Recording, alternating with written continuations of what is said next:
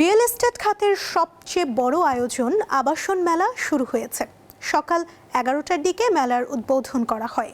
4 দিন ব্যাপী এই মেলা হচ্ছে রাজধানীর আগারগাঁওয়ে চীন মৈত্রী সম্মেলন কেন্দ্রে। চলবে 27 ডিসেম্বর পর্যন্ত। মেলার আয়োজন করেছে real estate and housing association of Bangladesh rehab. সকাল 10টা থেকে রাত 9টা পর্যন্ত মেলা চলবে। এতে থাকছে 220টি স্টল।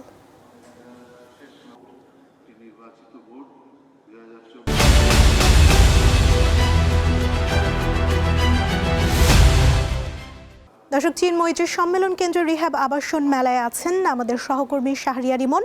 সরাসরি যুক্ত হচ্ছেন তিনি। ইমন, এবারের মেলায় কয়টি প্রতিষ্ঠান অংশ নিচ্ছে আর আয়োজকরা কি বলছেন, বিস্তারিত জানাবেন।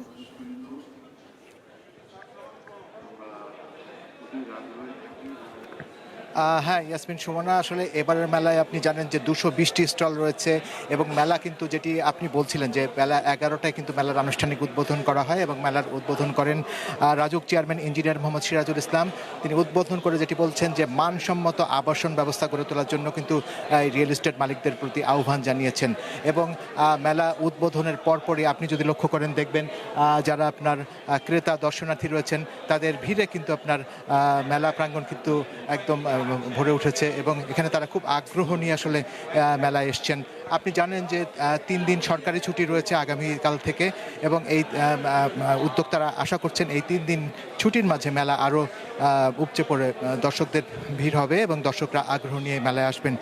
এখানে আরও কয়েকটি বিষয় আসলে না বললেই নয় সুমনা, সেটি হচ্ছে যে আপনি জানেন এই 4 দিন ব্যাপী মেলা সকাল 10টা থেকে রাত 9টা পর্যন্ত দর্শনার্থীদের জন্য খোলা থাকবে এবং দর্শনার্থীরা আসলে যেন স্বাচ্ছন্দ্যে মেলা ঘুরে দেখতে পারেন এই জন্য কিন্তু আপনার পুরো বাংলাদেশ চীন মৈত্রী সম্মেলন কেন্দ্রের কিন্তু সামনের অংশটি পুরোটা জোরেই কিন্তু আপনার এই মেলার আয়োজন করা হয়েছে এবং এই 4 দিন ব্যাপী এই মেলায় কিন্তু দর্শনার্থীদের প্রবেশ মূল্য ধরা হয়েছে 50 টাকা। তো এরকম একটি পরিবেশে মেলা কিন্তু চলছে। আপনার মেলার আসলে এখানে আরও কয়েকটি যে বিষয় সেটি হচ্ছে যে মেলায় কিন্তু শুধু যে আবাসন খাতের প্রতিষ্ঠানগুলোই নয়, এর সাথে সংযুক্ত যে অন্য প্রতিষ্ঠানগুলো সেগুলো আছে। এখানে মেলায় ঋণ দেওয়ার বিষয়টি রয়েছে, সেই ঋণ দানকারীর বিভিন্ন প্রতিষ্ঠানগুলো এখানে রয়েছে। সব মিলিয়ে আসলে একই ছাদের নিচে আপনার আবাসন খাতে যে বিভিন্ন প্রয়োজনীয় জিনিসগুলো আছে সেগুলো যেন ক্রেতা দর্শনার্থীরা যেন সহজেই হাতে পান, সে কারণে কিন্তু প্রতিবারের মতো এই মেলাটি আয়োজন করা হয়েছে।